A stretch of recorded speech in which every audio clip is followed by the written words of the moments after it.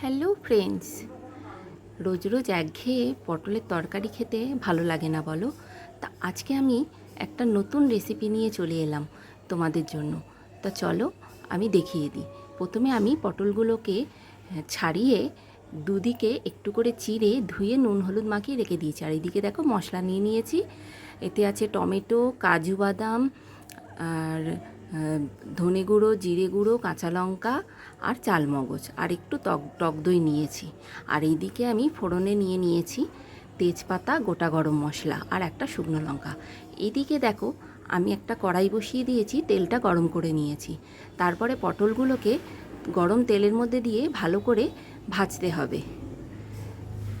তো একটু ভালো করে লাল লাল করে ভাজলে দেখতেও ভালো লাগে। তা যতক্ষণ পটলটা ভাজা হচ্ছে চলো আমি ওইদিকে মশলাটা করে নিই। এইদিকে দেখো আমার পটলটা ভাজা হয়ে গেছে।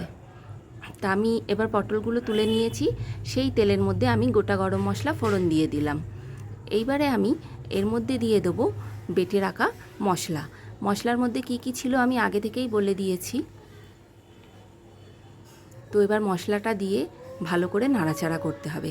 হ্যাঁ, আর নুনটা কিন্তু পরিমাণ মতো দিতে হবে, কারণ আগেই পটলে নুন হলুদ মাখানো ছিল। এইবারে আমি এর মধ্যে দিয়ে দেবো টক দই। টক দইটা দিয়ে ভালো করে নাড়াচাড়া করতে হবে।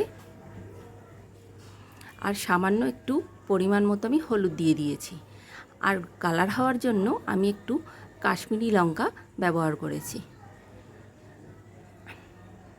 কারণ আমি মশলার সঙ্গেই কাঁচা লঙ্কা বেটে নিয়েছিলাম। তো একটু ব্যালেন্সের জন্য তোমরা একটু চিনিও অ্যাড করো। তাহলে চিনিটা দিলে কি হয়, মশলাটা একটু ব্যালেন্স হয়। তো দেখো ভালো করে দেখো, এখানে আমার মশলাটা কষা হয়ে গেছে, মশলা থেকে তেল ছেড়ে দিয়েছে।